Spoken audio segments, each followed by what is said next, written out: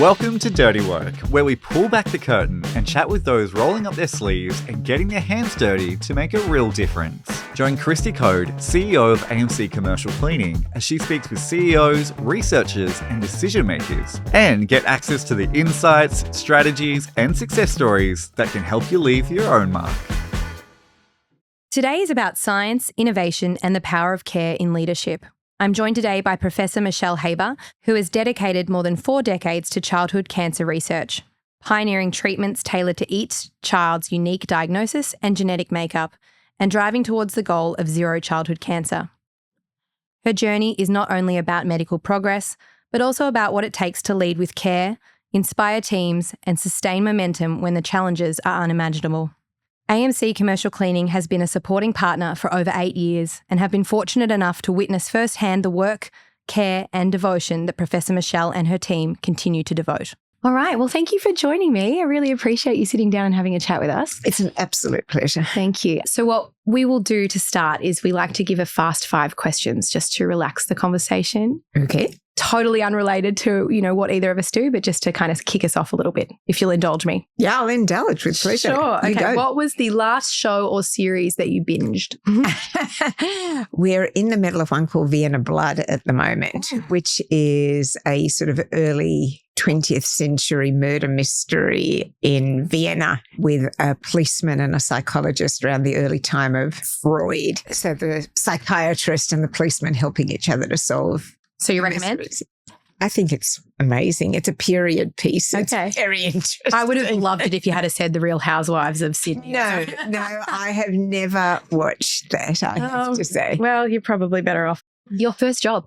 This job. Wow. I've been in it all my life. Wow. I was appointed as the first scientist at Children's Cancer Institute when I was just finishing my PhD in 1984, and I've been there ever since. Wow. I was one of 3 scientists then, and you know where we are now with 350, but this has been my only job ever. Nice. And I actually only once really interviewed for a job, and that was when I interviewed for the director role back in 2000. So there you go. Haven't gone very far. Favourite book? I've watched movies several times. It's a while since I've read a book several times. I don't know that I'm going to be able to give you a good answer. That's okay. We can circle back. I'm afraid. Let me think about that one. No, I did love the Dictionary of Lost Words. I don't know whether you know that. I think that's a fantastic book. It's about the construction of the Oxford English Dictionary by the people at Oxford who used to have a slip for each letter and file them, and it was all done manually, and she kept a letter and literally picked up a slip and put it in her pocket. It's an amazing book, and there's been a wonderful stage play that I've seen as well. So there you go. That one. That's a great answer. There you go. That's excellent. If you could master any skill outside of your own, what would it be? I used to play the piano. I really enjoyed playing the piano, but I was sort of competent at it. I wasn't very talented at it. All my other children are very musically talented, particularly our youngest, who's a singer-songwriter when she's not doing her PhD studies. My husband was a very talented musician, and my son, my middle daughter, played French horn. I played piano, and I did it for my school certificate and then gave it up after that. I love music. The house has always been full of music, and I've been sort of the B team in that regard. Do you read music? Can you read music? Yeah. See, that's a skill in itself. That's an amazing skill. No, I did music for my school certificate, so I did all the theory and all the courses. Yeah, no, I liked that, and I liked writing it. I was quite good at it. And something that we don't know about you that might surprise people. So I spend a lot of my time in my job talking to people. I meet supporters. I work with companies. I work with families, but it's not my natural go-to. I'm actually much more introvert than people think I am. I have a small circle of friends, and I'm very comfortable with them. I have a very close friend who just loves and thrives on the energy of meeting new people, and I'm always a bit anxious about going into a new room with people that I don't know very well. And I have made it my business not to look like that. But yeah, if you do all the personality tests, I come out as an introvert, which always surprised me, I think, as much as everybody else. I can appreciate that. It's always the ones that you never suspect. Yeah. Well, that's our fast five. So that was just us getting to know each other a little bit. Now we're going to dive into a bit of your personal journey, if you don't mind. With pleasure. So we just want to learn a little bit more about you and how you've come to be in this position. So as a kid, what kind of kid were you? Were you rambunctious, courageous, a rule breaker? So I was very similar structure to our own family. I was a late third. I had an older brother and sister. So I grew up as the sort of very privileged little baby of the family. I had a very happy childhood upbringing. We had a garden. I grew up in England, first of all, and then in Melbourne for 4 years. And before we came to Sydney, always had a garden, and I was always out in the garden foraging with plants and insects, and loved nature and enjoying learning about things. I loved school. I was very good at school. I found learning easy. So I suppose I was a girly swot in a sense. I, did very well in exams, but I really enjoyed learning. I loved science at school, really loved science, loved being part of all the extracurricular activities. I was the principal's daughter at my school. That tells us everything. The boss's daughter, as I was called. Fortunately, he was a very popular principal, but nevertheless, when he was wild, people knew that he was wild. So it was an interesting journey to navigate. I was a little bit of a risk taker, I guess. I was not averse to snucking out of school between classes, but mostly I was very compliant and successful at school. Mm-hmm.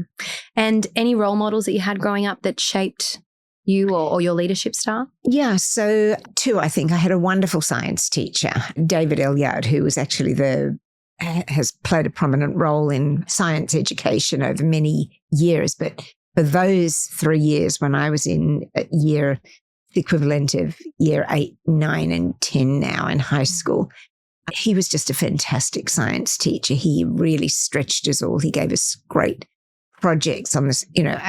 This was in the early 1970s, and he gave us projects like, the structure of DNA and what a laser was. And we really had to research and dig deep. And I just found that wonderfully exciting. And he was an inspirational scientist that in many ways led me to a career in research. But I think my real role model in leadership was my father. He was very determined. He didn't let obstacles get in his way. He built a very, very small fledgling school. It was Moriah College. We're a Jewish family, and this was the Jewish day school.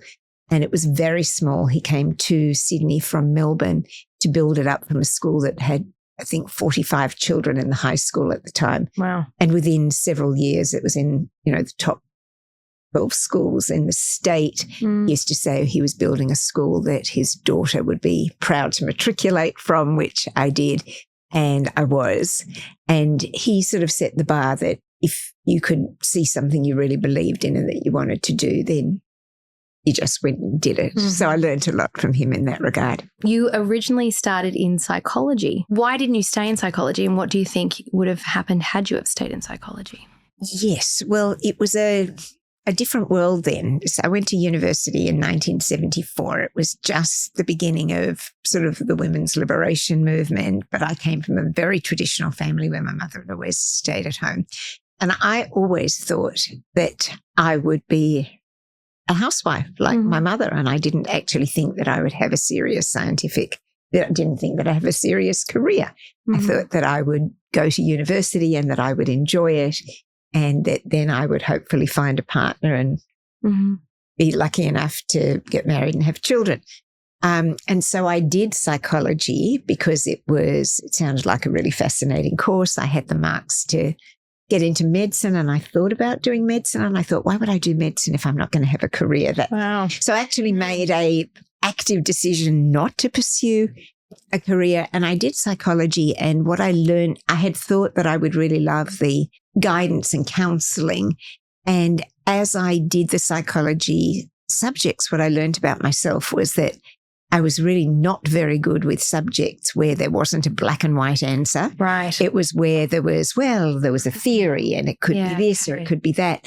And, for many people, that's their life. And I'm not for a second disparaging that. For me, I needed I discovered that I liked to know, was it this or was it that? Was it black or was it white? And to be working in an area where I could test a hypothesis and come up with an answer. So I actually did my honours in psychology. I did very well in that. I started my PhD in psychology, and it was 6 months into it when I had gradually, as I'd gone through honing my subjects, all the ones that were the more theoretical ones, I was leaving aside, and I was getting into more and more experimental psychology.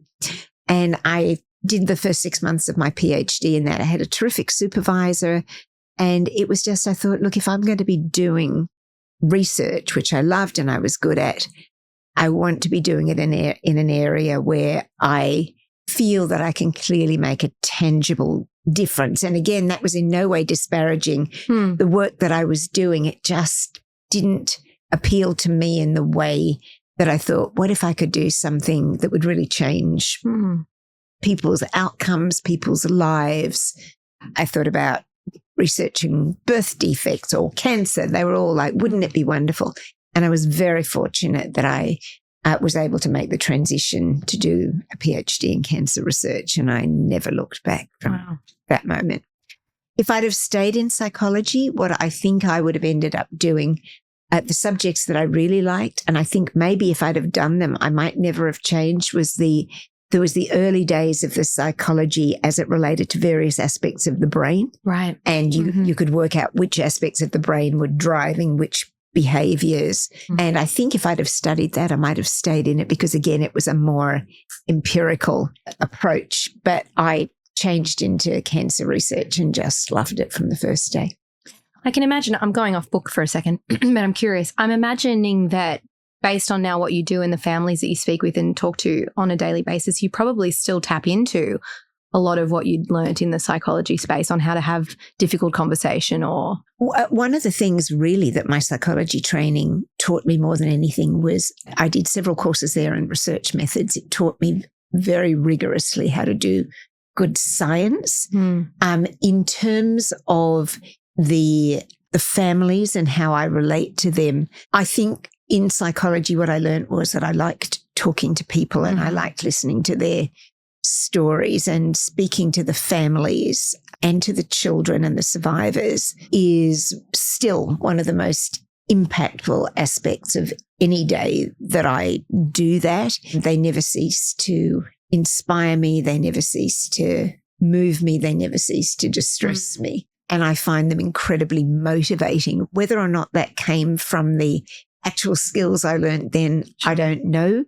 But I think that basic desire that I had when I originally chose psychology to connect with people, I've been very fortunate that in parallel with being able to do extraordinary science, I've been privileged to have the opportunity to speak to so many wonderful families and parents, and also the community supporters who work with us. So, I'm sitting here talking to you. Yeah. And every day I get to meet extraordinary people who've done amazing things. And this world of children's cancer has connected me to so many fantastic opportunities in terms of meeting great people and great organisations.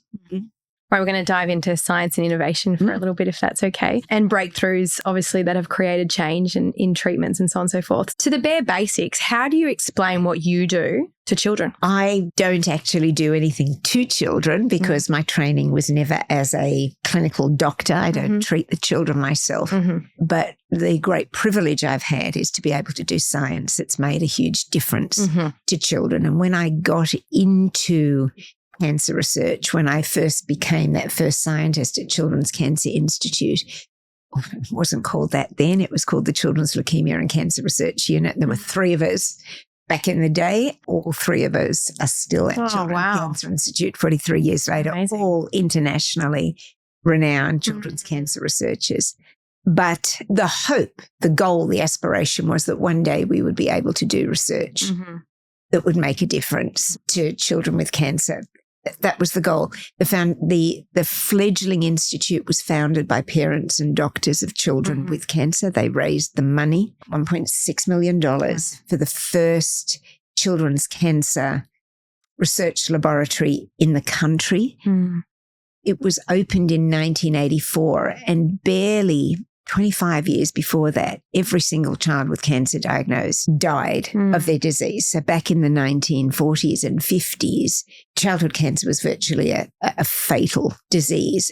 Through the 1950s and 60s, chemotherapy was pioneered, and we think of that as standard now treatment for patients with cancer, but that was actually pioneered initially in children with cancer. Wow. So chemotherapy, combination chemotherapy combined with radiation and surgery, multidisciplinary cancer care where you have people looking after survivorship and wellness, all of those concepts initiated in children's cancer. So we've always been at the international forefront of breakthroughs. So when this fledgling laboratory opened in 1984, the survival rates for children's cancer had risen very rapidly from 0 to around the 70% mark, 60 to 70% in that short space of time as a result of all of those innovations, which had happened all around the world. But there was no dedicated children's cancer research in Australia. And the story of the history of the Institute was that two dads whose children had leukemia, who were members of the Apex Foundation, got together and decided to rate when they heard that there was, why did my child get cancer? What can we do about this? And they heard that there was no research in Australia. They made this a campaign of the Apex Foundation and all the clubs around the country to raise the money to build this first fledgling laboratory. So when we got in there, knowing that doctors and parents had put their trust in us, our job was to do something that would make a difference. So from day one, our goal was to do research that would translate into the clinic. And so initially we worked at this problem one gene at a time, and then as the technologies became more complex and more advanced and allowed us to look at whole groups of genes, and ultimately as we got into this century with the sequencing of the human genome and then the ability to look at entire genomes, we now use that data to make decisions about how to treat individual children. And that's been the basis of our Zero Childhood Cancer program, which is probably the thing that I'm most proud of in my career, conceiving of that and then pulling together the clinicians and scientists that would be needed to deliver a program where we could determine the entire genetic sequence of every single child's cancer. And instead of the traditional way or the historical way of treating children, which was that every child who had brain cancer, for example, was treated in one way, every child who had leukemia was treated in a different way, we could now sequence their tumor, find the genetic drivers, and then identify drugs to match the drug to the target in each child's cancer. And that's now become available to every single child in the country. We started with the highest risk children. Now it's every child. And over the next 2 years, now we're going to be expanding that to the 19 to 25-year-olds. Oh, wow. Yes, Fantastic. Government has just supported us to do that. This is a group that historically have had very poor outcomes because they're not being treated by pediatric oncologists. Sure. They're in the adult hospitals who don't recognize these types of diseases when they occur in that group. So now to be able to extend to them will be fantastic. So what we've done is use cutting edge science and technology, the latest techniques available to transform outcomes for children and to change the model of care so that this is now standard practice in this country. It's taken 10 years for us to do that, but we've now been given the mandate by government to transition this into the health system to be the standard way that children in this country are treated. And it's set the gold standard internationally as well. Excellent. So it's using science. I don't have to be a doctor, and the people in our teams don't have to be doctors to be able to provide the knowledge and information that is then used by the clinicians to change the outcomes for these kids. It's more than double the survival rate for these high-risk children. Fantastic. What makes the work at CCI distinct from other cancer research clinics around not only Australia, but around the world? Again, just using the Zero program as an example, we were very courageous. We were very innovative and we used techniques that were more advanced and more comprehensive than any other country in the world. And so from being a little known institute on the other side of the world that not many people knew about, the Zero program is now known internationally as the leading child cancer precision medicine program. We're the only country in the world where this is available to every child. It is the most comprehensive program, and we're constantly updating it, introducing new technologies to keep it at the international forefront. So we've managed to bring the entire country together, the clinicians from every children's hospital in the country. That's very hard to do. That's not been done effectively in other countries. We've brought partnerships. We've trained an entire new workforce to deliver this program. So there are people doing jobs now that just didn't exist 5 years ago. So we've had to train pediatric oncologists to speak genomics, and we've had to train computer scientists to speak pediatric oncology, and to create the workforce that can now take this complex genetic information and translate it into a recommendation that a doctor can give to their patient.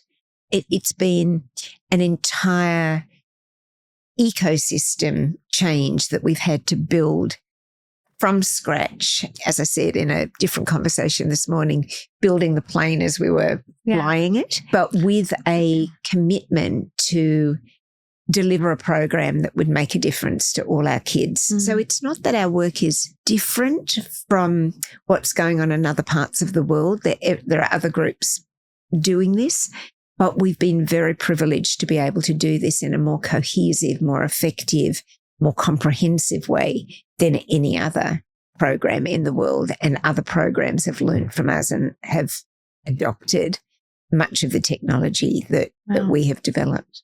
Amazing. And what breakthrough would you like to see in your lifetime?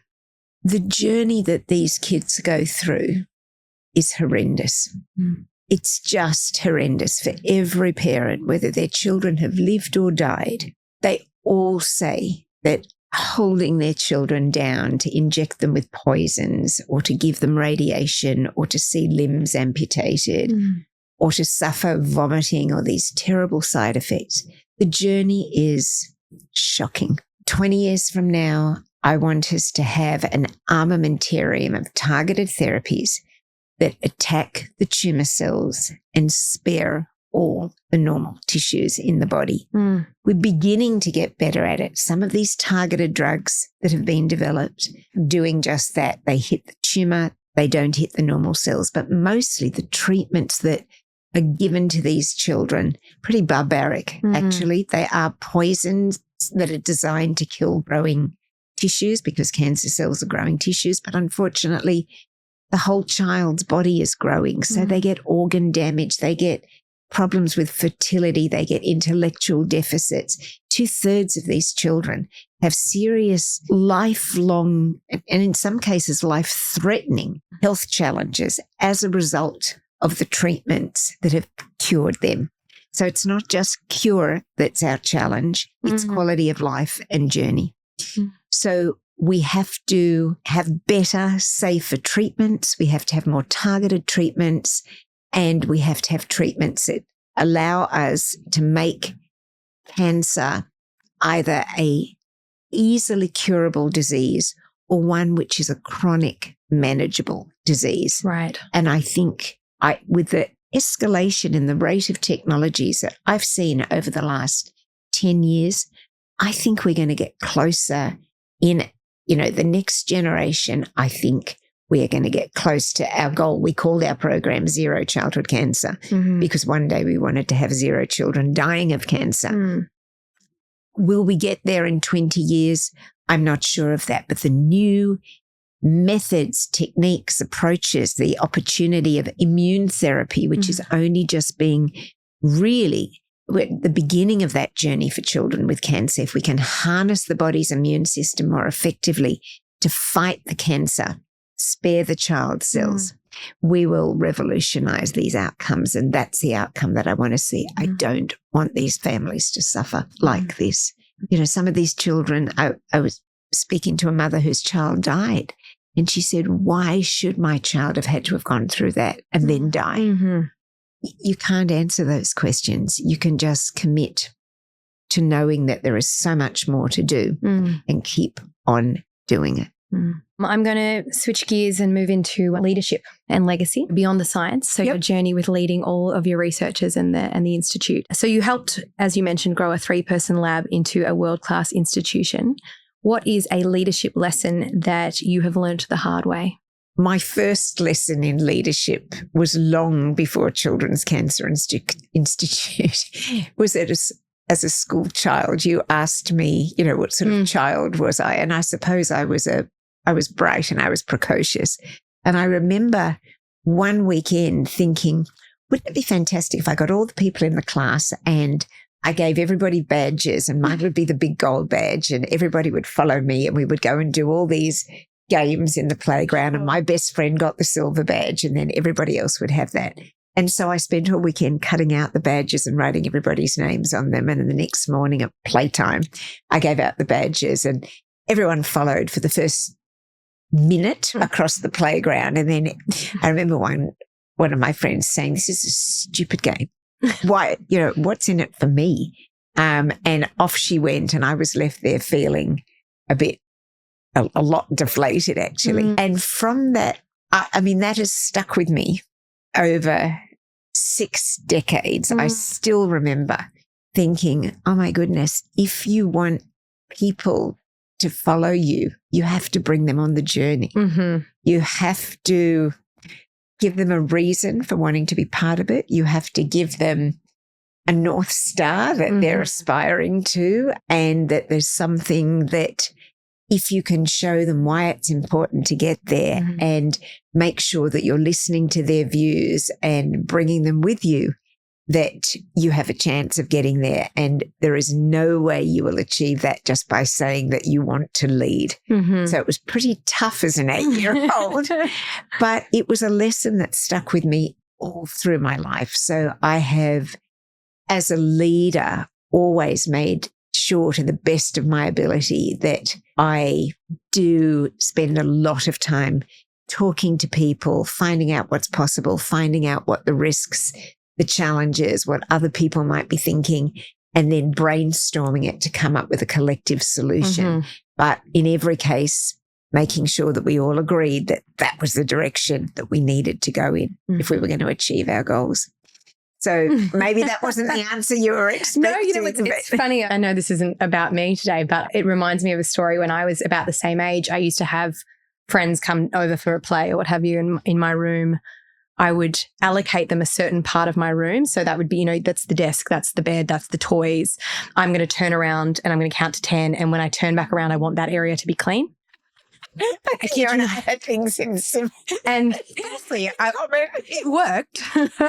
The irony is I've ended up in the cleaning industry. So maybe it was. Well, clearly you were a better young leader than I was. I'm not sure I just got them to do it for me. But my mum always thought my room was spotless. But it just reminded me of the same sort of good very type A. Yeah, very, very. Yes. What belief did you hold early on in your career that you've completely changed your mind on? That I wasn't going to have a career. Well, that's fair. I guess that what I thought my life would be has been incredibly different because when I actually started doing research and realized how much I loved it, I couldn't think of any alternative. I briefly toyed with the idea of going back, and so I went to medical school briefly as part of transitioning from psychology into medical research. That was where I met my husband. He was a medical student in 3rd year pathology, and I briefly toyed with the idea of actually continuing with medicine at that point, but decided to stick with the research because I really loved it. And So I've stuck with that. And as I said, I've never, ever regretted that. But it was so different from what I thought I would be doing with my life. And in fact, my whole life, I've often said this to Paul, grand and more wonderful and more uplifting than I had ever considered possible. I thought I would have an ordinary, regular life. And in fact, it's been the most exceptional and extraordinary life. And I feel constantly blessed. Oh, wonderful. What piece of advice would you give a young scientist today or researcher? Science is tough. You don't do it for the love. You don't do it for the honour. You don't do it for the money. It's hard to get funding. It's hard to, sometimes your experiments don't work out. It's a challenging career. But if you love it and you have a passion for it, then stick with it, believe in yourself, surround yourself with people who are going to support you and who believe in you, and go for it. Because if you're good at it and if you love doing it, then the world needs more of you.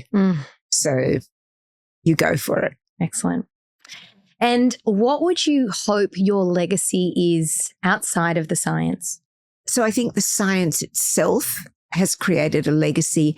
I think we've changed the entire childhood cancer landscape in Australia. We're about to move into our new Minderoo Children's Comprehensive Cancer Centre, which will be, for the first time in Australia's history, a complete integration of research into childhood cancer, clinical care of children with cancer, and education, both of cancer professionals and of the community, all in one facility. We will be nearly 600 staff when we move in there with the scientists from Children's Cancer Institute, our long-term clinical partners through the Kids Cancer Centre at Sydney Children's Hospital, who have been an integral part of all of our success of translating our research from the bench to the bedside.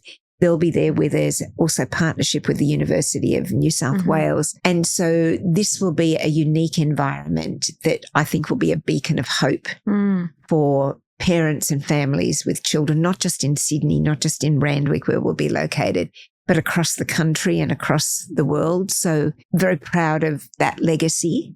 But I think that through Zero, what we've also shown is the strength in partnership. To build that has needed, they say it takes a village to save a child. Well, this has been one hell of a village. We've had to bring together communities of people from different backgrounds, geneticists, biologists, pathologists, clinicians, scientists, and then all of the 9 child cancer treatment centres around the country to help build and deliver this program.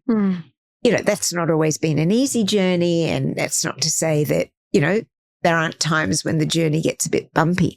But fundamentally, everyone, I believe, genuinely believes that what we have built together has immeasurably improved outcomes for children, and that no one would go back to the way in which children were treated before we had this more personalised approach to treating children with cancer. So I think the message from that is about collaboration. It's about partnership, and how when you do things together and you collaborate, you can deliver outcomes that no one person or one team or one organisation can do together, but that through bringing together all these skills and disciplines and organisations, you really can change. In our world, you can change the world. So yeah, for sure. Yeah. We're moving on to a bit about emotional resilience. And I think that's our last little section of the day. So far, so good. Okay. Haven't scared you so much? No, doing well. Good. So after 40 plus years in the industry, what gets you out of bed every morning with fire in your belly? The families, the children. You cannot speak to them or hear. You've heard the parents at Diamond Ball. You've heard and seen the ones whose children have lived. You've heard and seen the ones whose children have died. Anyone who is touched by this disease has their life changed forever. The siblings have their lives changed. The parents have their lives changed. The grandparents, the extended community. It's not just about a child. It's the commonest cause of death from disease in kids in this country. Still, even with all the advances that we have made, there are still too many of these children dying. And it's our job to do what we can to change those statistics. And we are changing them and we are making a difference, but we have a long way to go. What's so encouraging, I think, is that there are new technologies, that the rate of technological change in the last decade has been simply breathtaking. You know, as an older scientist, simply trying to keep up with all the new technologies. It's the young people in our institute. We now have specialist technology teams whose job it is to make sure that we are at the front of the international technologies and then adopting them and adapting them into our programs to make sure that we can do things that we could never do before. You know, before, to make a personalized treatment recommendation, you had to do a surgical biopsy of a child.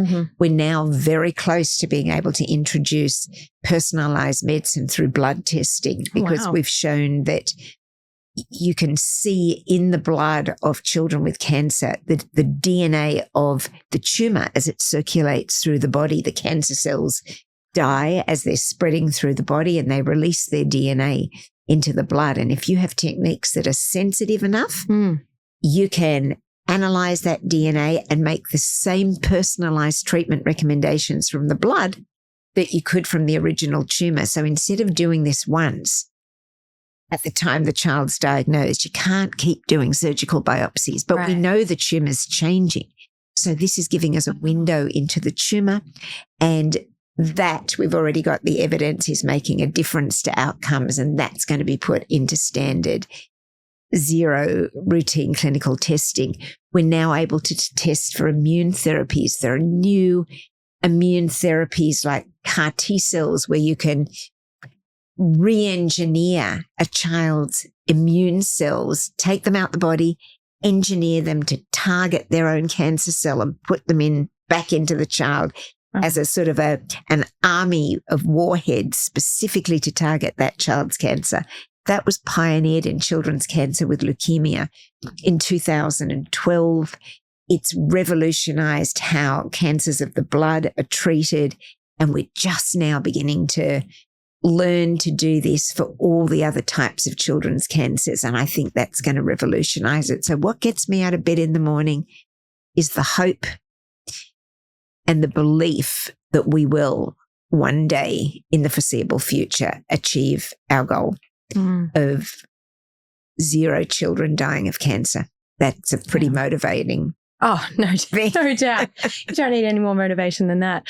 How do you stay so emotionally grounded when you are dealing with such high stakes all the time? I've got wonderful colleagues. I've always been blessed by wonderful colleagues. I've also got a wonderful family. I have a husband of 45 years, that young medical student that I married back in 1980 is still by my side through this whole journey. He's a very successful clinician scientist in his own right, a different area actually, adult addiction medicine, not children's cancer. So at the opposite end of the spectrum, I've got 3 wonderful children who are very proud of their mum and dad, and coming home each night to family and counting blessings of our children who've been spared these health disasters that other families have to go through, and just coming into that warm, welcoming environment, resetting, going on holidays with them regularly. That's been part of our life cycle since the children were little, because Paul and I have always worked very hard. So we've always factored multiple family holidays into our annual year, whether it was a camping trip or a boating trip or a trip to a summer resort or to go skiing, but always as a family with no work has been a constant theme in our lives. And I found that incredibly rejuvenating. Yeah, I bet. Personally, every time. It's still something we do now, even though the kids are in their late 30s and late 20s for the youngest one. We still try and meet at least once a year and hopefully twice a year, even though they're scattered to the 4 winds of. Where's the next holiday? The next holiday, we are just planning actually we are hoping it will be at the north of Canada next summer, but we're also hoping they're going to be coming home to Sydney. North Canada would be beautiful. Yeah, just outside of Quebec, there's a beautiful national park, and we're just beginning a conversation about whether we can get everybody there. So very good. Very good. What is a lesson that you have learnt from a child or their family that no textbook or laboratory could ever teach you? Resilience. I don't know how they survive. I don't know how they go through what they go through and come out smiling and are grateful for every day and have been through these awful things, and you see them growing up, flourishing, often with major challenges, but just extraordinarily happy to be alive. So, yeah, resilience, gratitude, and a sense of humbleness that you can play some little part to help ease their burden, their lessons. It's incredibly moving every time. I've said to my people, if there's a time that I speak to a parent or meet a child and I don't get emotional about it, that it's time for you to chuck me out the door because my time is done.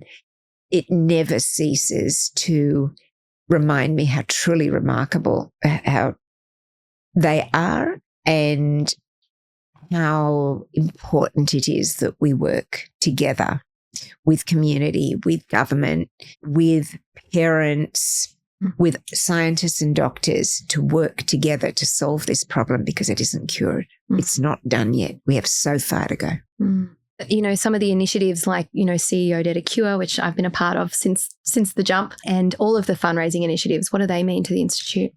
They mean everything. You can have the best scientists in the world. You can have the most motivated doctors in the world. You can have the best laboratories in the world. But unless you have the money to do the research and to pay those scientists and to buy the reagents and to do these highly technical assays, you will not get outcomes. So funding is everything.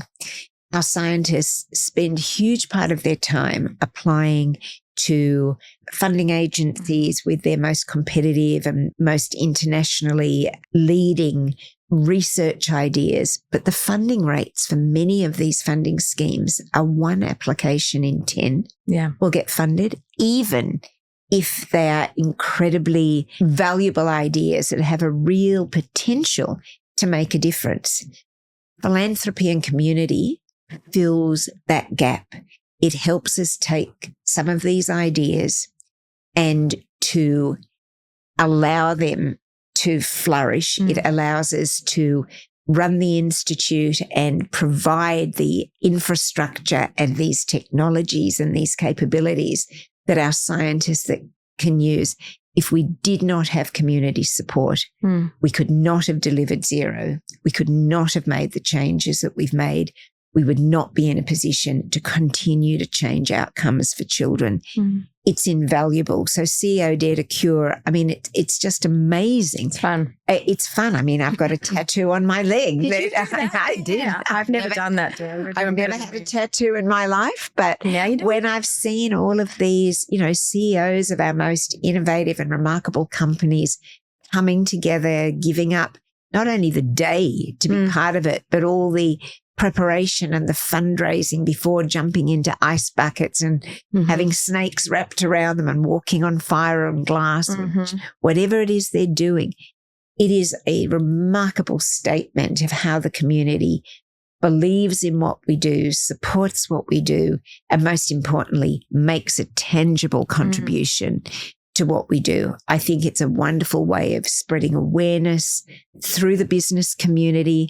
I think it's a wonderful way of organizations seeing their leaders commit to a cause and then sharing that cause through their organizations.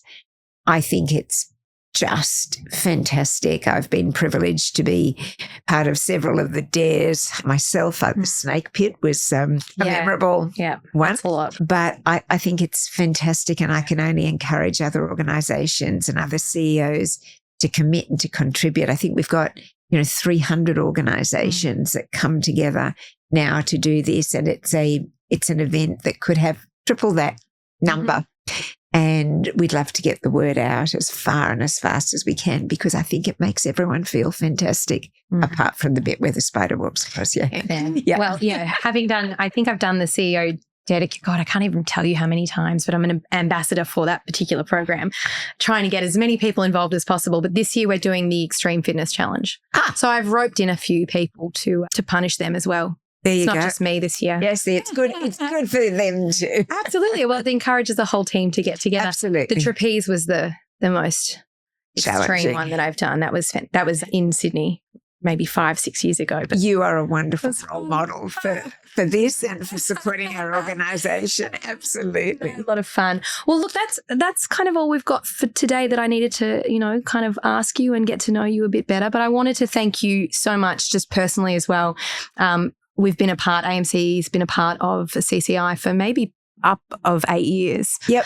And I've seen your employees coming through our offices in the late afternoon. The laboratory. Yep. And not only do we clean, obviously, your institute, but we're a huge partner of yours and love being involved in every way that we can. I know. And I really appreciate it. It's something that is so close to my heart, just being a part of these events and hearing the stories, that I can't thank you enough for the work that you do, but also for being involved with us and allowing us to have this conversation with you. So thank you. It's been an absolute privilege. Your company has been a wonderful supporter of the Institute in so many ways. Diamond Ball, CEO Dare to Cure, just partnering with us to help make a difference.